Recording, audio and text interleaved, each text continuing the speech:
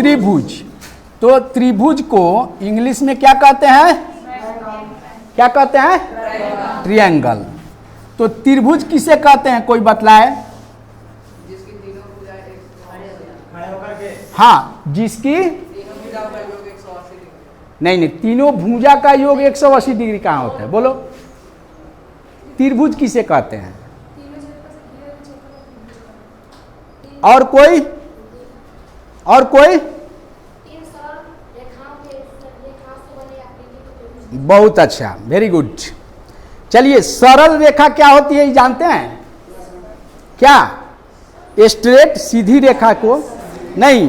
तो बहुत अच्छा डिफिनीशन दिया कि तीन सरल रेखाओं से, सरल मीन्स सीधा, स्ट्रेट, तीन सरल रेखाओं से घिरे हुए आकृति या क्षेत्र, क्या? घिरे हुए आकृति या क्षेत्र को क्या कहते हैं? त्रिभुज कहते हैं। क्षेत्र को त्रिभुज कहते हैं।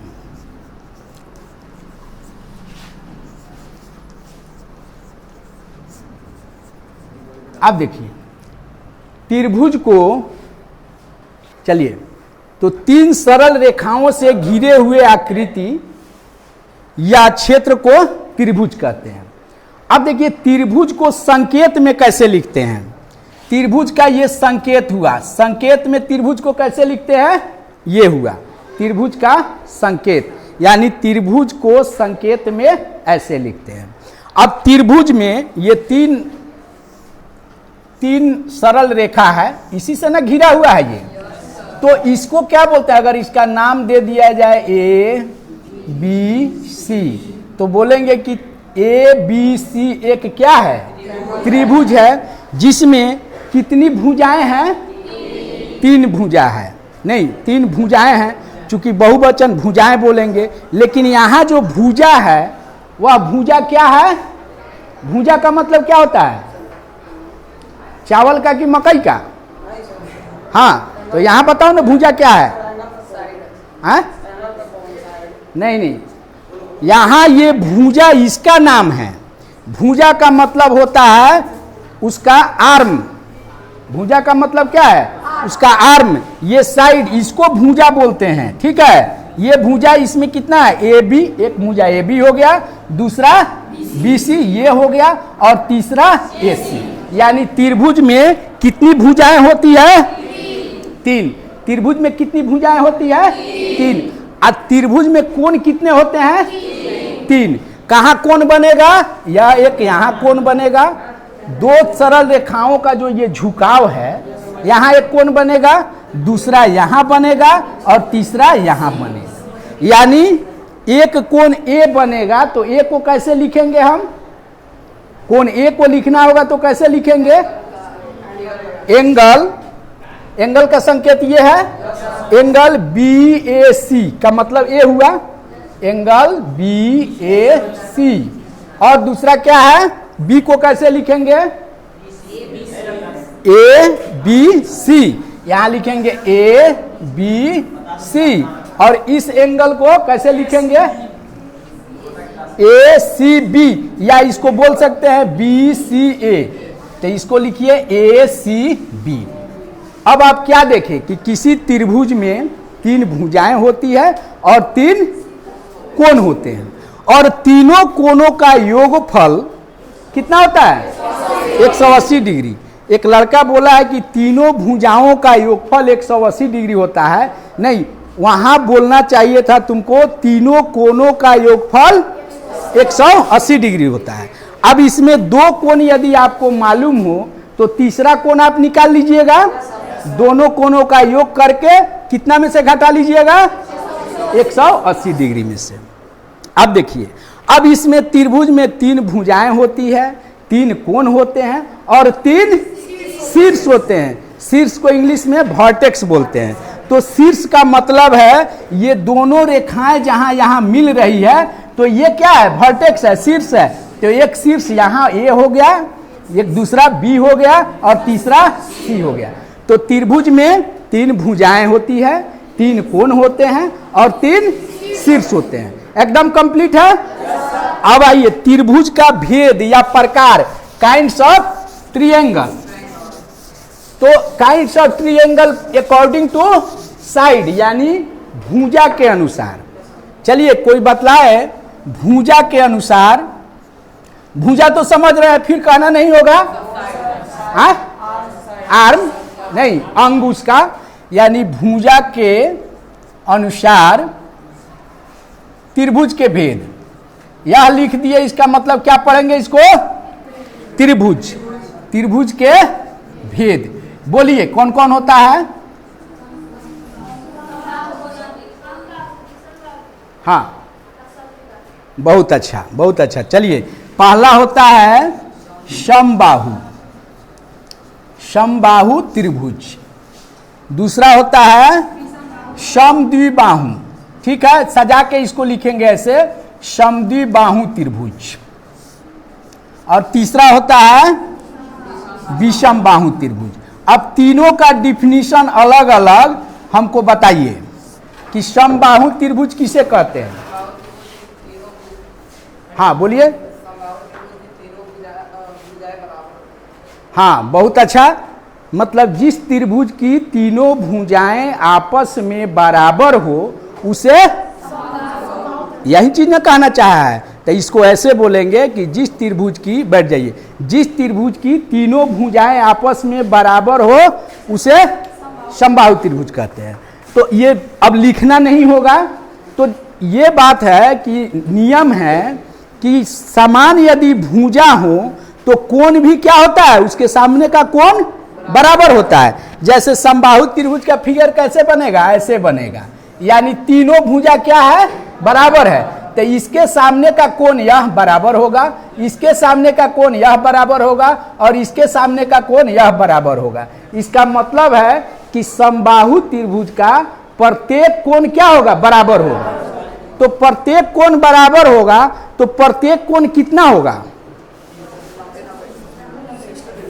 60 डिग्री। बहुत अच्छा। चूंकि क्यों 60 डिग्री होगा, बस बहुत अच्छा, चूंकि तीनों कोणों का योगफल कितना होता है, 180 डिग्री होता है। और तीनों कोण जब बराबर है तो हम 3 से भाग करेंगे तो एक कोण 60 डिग्री निकल जाएगा, नहीं निकल जाएगा ना। अब देखिए समद्विबाहु, दूसरा क्या है, समद्विबाहु त्रिभुज। अब बोलिए समद्विबाहु त्रिभुज के बारे में। हाँ ठीक है, बताओ।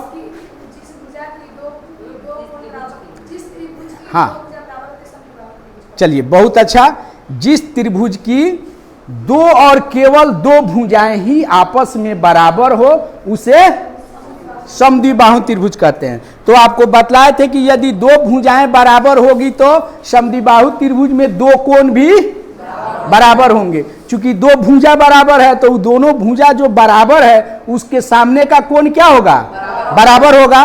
तो समद्विबाहु त्रिभुज का फिगर कैसे बनेगा, ऐसे बनेगा। नहीं, इसमें अगर यह और यह बराबर होगा और यह एक अलग माप की होगी, नहीं, तो इसका मतलब है इसके सामने का यह कोण और इसके सामने का यह कोण, इसमें 2 भुजाएं बराबर होगी तो 2 कोण भी बराबर होंगे। अब बतलाइए तीसरा विषमबाहु त्रिभुज।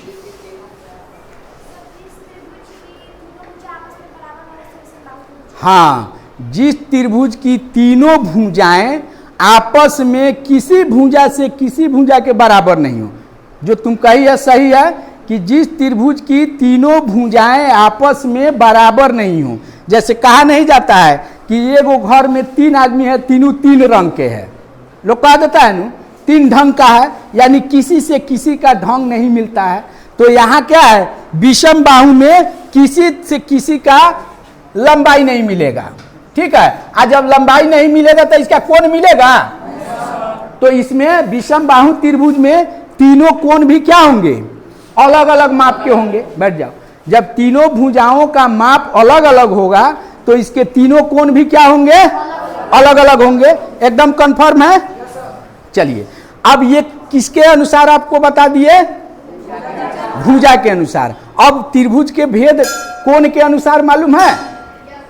चलिए रुकिए, बताइए हमको, लिख लेने दीजिए।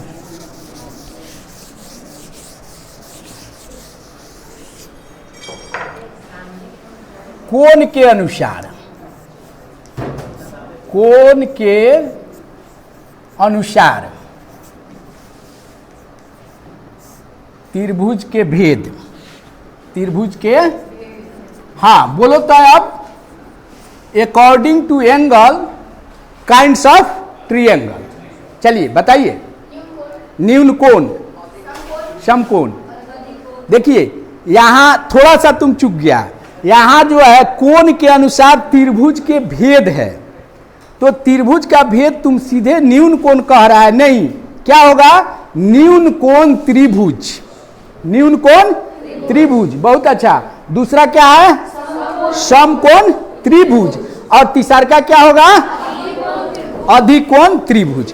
अब बताइए, पहला बोला हुआ न्यून कोण त्रिभुज, न्यून कोण त्रिभुज। अब न्यून कोण त्रिभुज के बारे में हमको बतलाइए, कोई बच्चा। हाँ नहीं, न्यून कोण त्रिभुज यहां बोलना है। चलो हाँ चलिए, अच्छा है, थोड़ा सा सुधार की जरूरत है। जिस त्रिभुज की, चलो तुम बोलेगी, बोलो बोलो। जिस त्रिभुज की कोण माप 0 डिग्री से 12 हाँ हाँ, और 90 डिग्री से छोटा हो। चलिए बहुत अच्छा। जिस त्रिभुज की प्रत्येक कोण की माप, चूंकि 3 कोण होंगे और तीनों कोणों का माप 0 डिग्री से बड़ा और 90 डिग्री से छोटा होगा, वह त्रिभुज क्या कहलाएगा? न्यून कोण त्रिभुज। सुन लीजिए, सीधे यदि आपसे पूछा जाएगा कि न्यून कोण किसे कहते हैं, तो आप क्या बताइएगा? 0 डिग्री से बड़ा तथा 90 डिग्री से छोटे कोण को न्यून कोण कहते हैं। यह सिर्फ न्यून कोण हो गया। यदि पूछा जाएगा कि न्यून कोण त्रिभुज किसे कहते हैं, तब क्या जवाब देना है? जिस त्रिभुज की प्रत्येक कोण की माप, या प्रत्येक कोण बोलो, जिस त्रिभुज की प्रत्येक कोण 0 डिग्री से बड़ा तथा 90 डिग्री से छोटा हो, वह त्रिभुज क्या कहलाता है? न्यून कोण त्रिभुज। अब न्यून कोण त्रिभुज में क्या होंगे? तीनों कोण जो इसका होगा वह 90 से छोटा होगा और 0 से बड़ा होगा। चूंकि तीनों का माप कितना होता है? 180 डिग्री। उस हिसाब से अगर मान लीजिए यह 50 हो गया, यह 40 हो गया, तो स्वाभाविक है यह कितना होगा? नहीं, ये 50 हो गया, ये 60 हो गया, तो ये कितना होगा? 50 60 कितना हो गया? 70। तो यह 70। तो तीनों क्या है? 0 डिग्री से बड़ा है तीनों कोण और 90 डिग्री से छोटा है, तो यह कहलाएगा कौन त्रिभुज? न्यून कोण त्रिभुज। एकदम कंफर्म। दूसरा आइए, समकोण त्रिभुज। क्या है?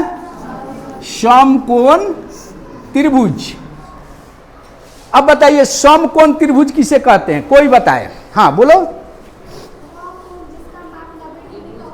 यहीं तक तुम लोग को कंफ्यूजन है। हाँ बोलो। बहुत अच्छा। देख, कंसेप्ट क्लियर रखिए किसी चीज का। जिस त्रिभुज का मात्र एक कोण, मात्र एक कोण 90 डिग्री हो, वह त्रिभुज क्या कहलाता है? तो समकोण त्रिभुज। समकोण का मतलब एक समकोण में कितना होता है? एक समकोण इक्वल 90 डिग्री। एक समकोण इक्वल 90 डिग्री। तो वह त्रिभुज जो होगा समकोण त्रिभुज, जिसमें एक कोण कितना होगा? 90 डिग्री। तो एक कोण 90 डिग्री होगा, तो ये दोनों कोण क्या होंगे? न्यून कोण होंगे। नहीं, समझ में आ रहा है ना?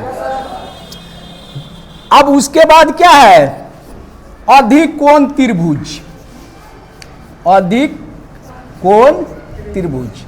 1 मिनट, यहां जो समकोण एक लड़की बोली है, 90 डिग्री के कोण को समकोण कहते हैं। यदि पूछा जाए कि समकोण किसे कहते हैं, तो क्या हो जाएगा? 90 डिग्री के कोण को समकोण कहते हैं। लेकिन पूछ दिया जाए कि समकोण त्रिभुज किसे कहते हैं, तब क्या होगा? हाँ, जिस त्रिभुज का एक कोण 90 डिग्री हो। हाँ बोलो, समकोण त्रिभुज, फिर एक बार बोलो। जिस त्रिभुज का एक कोण 90 डिग्री का हो उसे समकोण। बहुत अच्छा, अब तो ये समझ गए।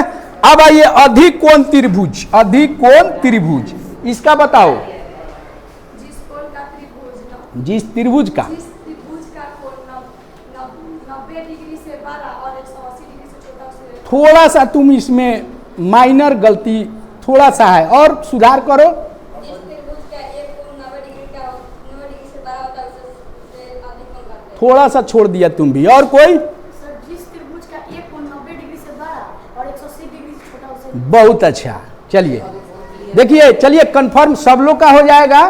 अधिक कोण त्रिभुज का मतलब हुआ, सीधे अधिक कोण बोलेगा तो अधिक कोण का मतलब होता है 90 डिग्री से बड़ा, और 180 डिग्री से छोटे कोण को अधिक कोण कहते हैं। लेकिन जब कहेगा कि अधिक कोण त्रिभुज, तब क्या बोलेंगे हम? जिस त्रिभुज का एक कोण 90 डिग्री से बड़ा हो तथा 180 डिग्री से छोटा हो, वह त्रिभुज क्या कहलाता है? अधिक कोण त्रिभुज कहलाता है। चलिए, त्रिभुज में आपका ऐसा कुछ है जो समझ में नहीं आया? नहीं, भुजा के अनुसार भी त्रिभुज बता दिए, कोण के अनुसार बता दिए। आगे बढ़े। अब देखिए क्षेत्रफल, बोला है ना कि हीरोन का फॉर्मूला हमको बताइएगा। तो चलिए यहां से अब फिर इसमें आइए।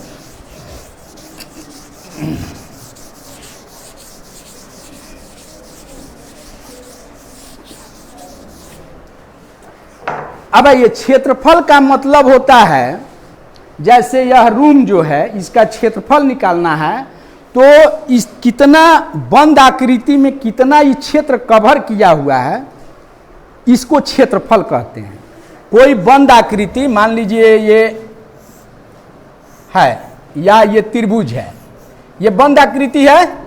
बंद आकृति के अंतर्गत या कितना क्षेत्र कवर किया है, इसकी माप क्या कहलाती है? क्षेत्रफल कहलाता है। अब त्रिभुज का क्षेत्रफल, तो साधारण जो होता है त्रिभुज का क्षेत्रफल होता है, त्रिभुज का क्षेत्रफल 1/2 गुना आधार गुना ऊंचाई। पता है तुम लोग को? नहीं, 1/2 गुना आधार गुना ऊंचाई। ऊंचाई को और क्या कह सकते हैं? दूसरा नाम इसका ऊंचाई का क्या लिख सकते हैं? हाँ, इधर से बोली, कोई बोलो। शीर्ष लंब। क्या बोलेंगे? शीर्ष लंब बोलेंगे। इसको 1/2 गुना आधार गुना ऊंचाई, या 1/2 गुना आधार गुना शीर्ष लंब, शीर्ष लंब भी बोल सकते हैं। तो अब देखिए, यह त्रिभुज का क्षेत्रफल निकल जाएगा। इस त्रिभुज से समद्विबाहु त्रिभुज का भी क्षेत्रफल निकल जाता है, समबाहु त्रिभुज का भी क्षेत्रफल निकल जाता है, और समबाहु त्रिभुज का एक स्पेशल सूत्र भी है, मालूम है? समबाहु त्रिभुज के क्षेत्रफल का सूत्र, इस सूत्र से भी आप समबाहु त्रिभुज का क्षेत्रफल निकाल लीजिएगा। लेकिन समबाहु त्रिभुज का एक स्पेशल सूत्र होता है, विशेष अपना। वह क्या होता है? नहीं, समबाहु त्रिभुज का क्षेत्रफल क्या होता है? √3/4 गुना भुजा स्क्वायर। बहुत अच्छा, √3/4 गुना भुजा स्क्वायर, ये भुजा स्क्वायर। अब देखिए, त्रिभुज का क्षेत्रफल 1/2 गुना आधार गुना ऊंचाई, इससे समबाहु त्रिभुज का भी क्षेत्रफल निकाल लेंगे। लेकिन इस सूत्र से, चूंकि यह इससे केवल समबाहु का निकलेगा, ठीक है, या तो समबाहु त्रिभुज का क्षेत्रफल का सूत्र है, और यह त्रिभुज का सूत्र है जिससे आपको समबाहु का भी निकलेगा, समद्विबाहु का भी निकलेगा।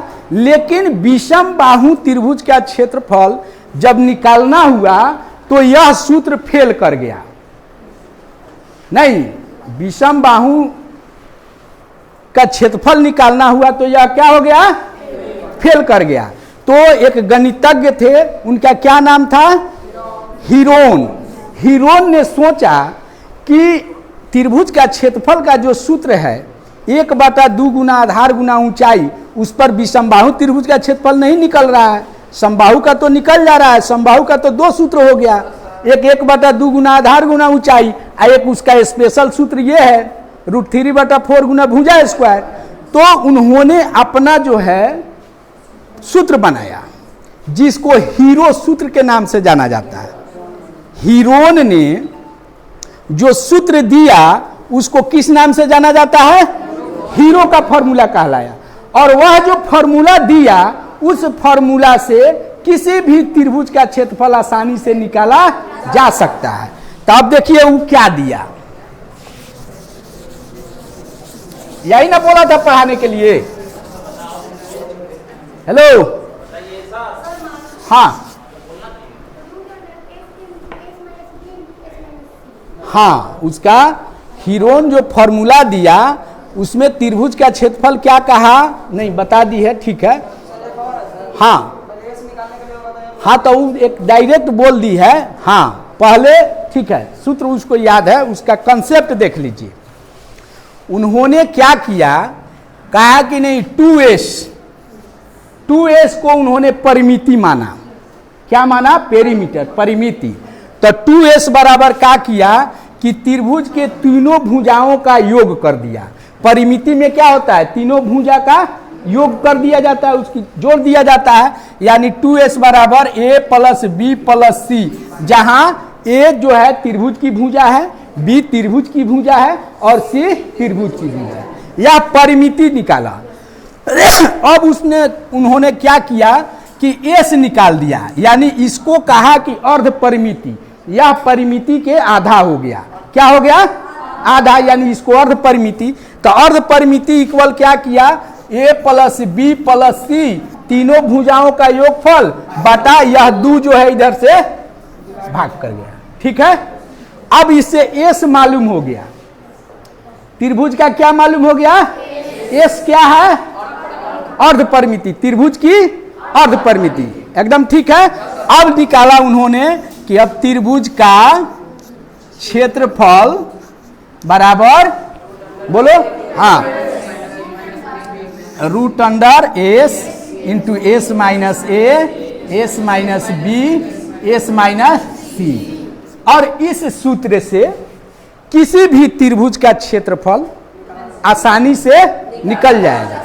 तो कहा जाता है कि आवश्यकता जो है आविष्कार की जननी होती है। और वहीं आवश्यकता किसको महसूस हुआ? हीरोन को।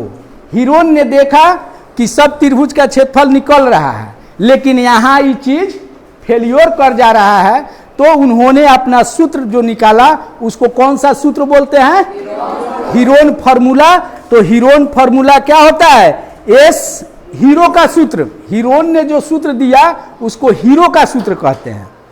हीरोन गणितज्ञ थे नहीं, आज जो उन्होंने सूत्र दिया उसको हीरो का सूत्र कहते हैं, हीरो का सूत्र। तो वह क्या है? √s into s minus a, s minus b, s minus c। चलिए, अब तक त्रिभुज का क्षेत्रफल हो गया नहीं। अब आपको बताते हैं वर्ग और आयत। तो सबसे पहले आयत।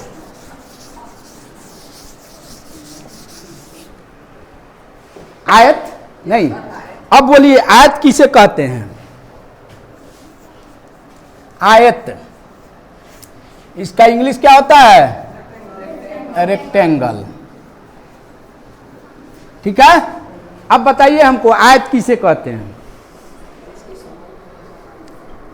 बोलो। जिसके आमने थोड़ा सा अधूरा है। हाँ बोलो।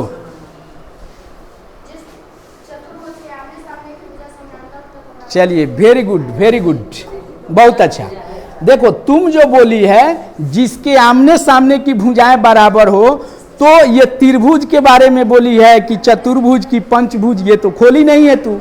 इसीलिए वह लड़का बहुत अच्छा बोला कि वैसा चतुर्भुज या वैसा चार भुजा वाले को क्या कहते हैं? चतुर्भुज।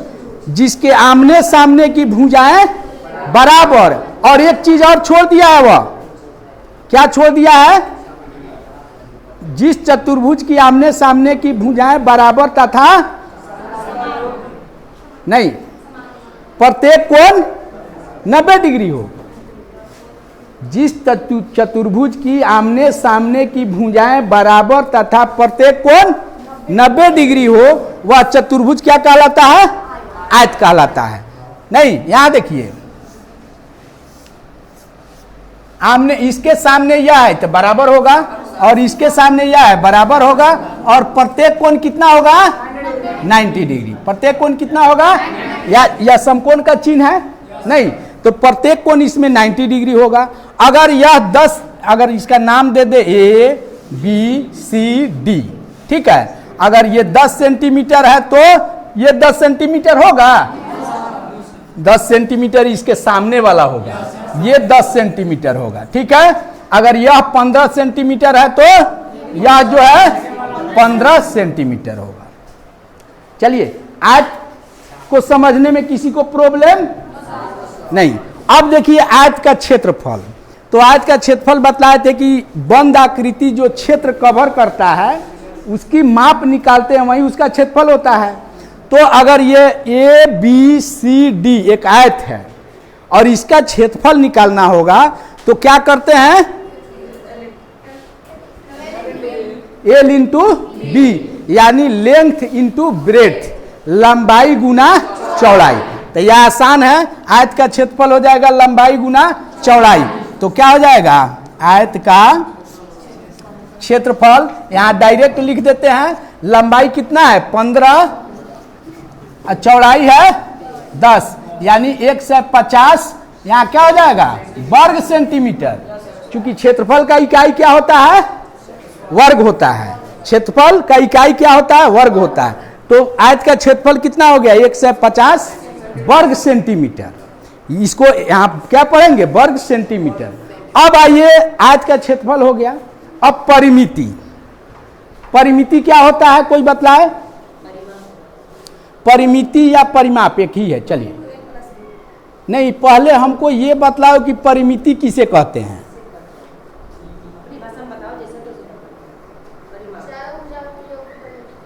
हाँ, चूंकि ये चतुर्भुज है तो इसके चारों भुजा के योगफल को क्या कहते हैं? परिमिति कहते हैं। नहीं, दूसरी चीज है, ये इसके बैठो इसके शब्द में ही इसका अर्थ छुपा हुआ है। ए लड़का सुनो ना, इसके जैसे परिमिति, परि माने होता है चारों ओर, और मिति माने उसका माप। इसमें 4 भुजा है तब तो इसके 4 भुजा जोड़ देंगे, कोई पंचभुज रहेगा तब क्या करेंगे? परिमिति, यानी उसके चारों ओर की लंबाई को जोड़ देंगे तो वह क्या हो जाएगा?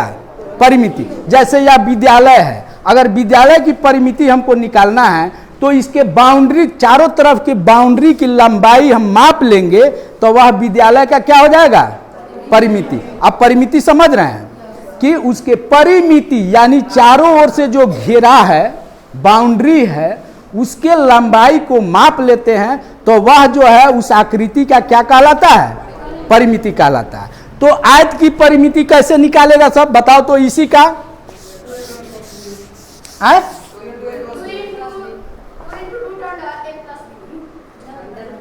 थोड़ा सा गड़बड़ हो गया। हाँ, तुम लोग बतलाओ आयत की परिमिति कैसे निकालेंगे? अच्छा, 2 इंटू L प्लस B में 2 क्यों होता है? हम ये समझना चाहते हैं कि कहां से आ रहा है 2।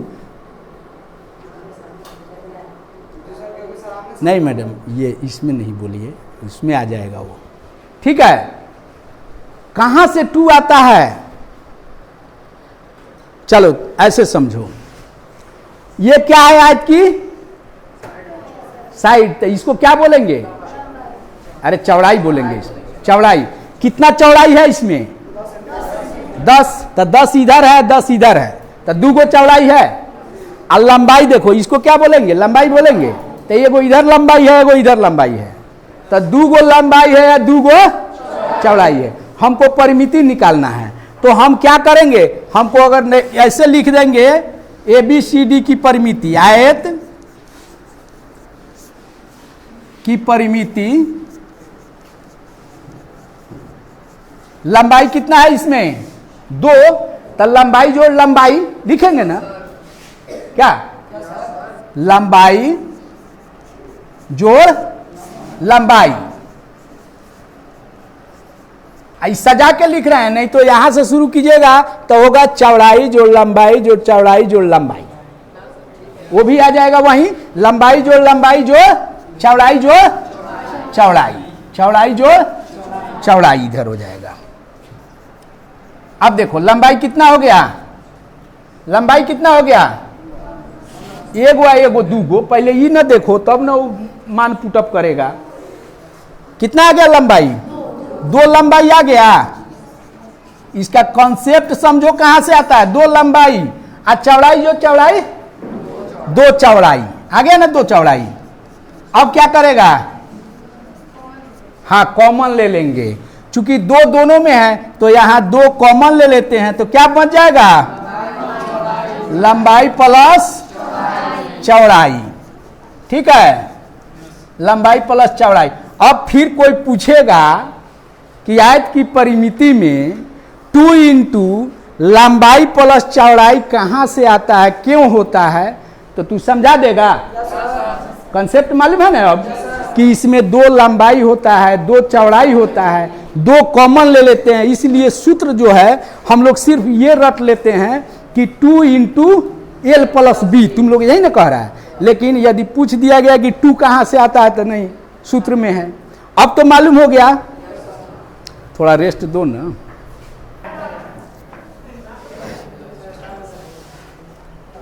चलिए देखिए, अब आयत का क्षेत्रफल भी बता दिए, परिमिति भी समझा दिए।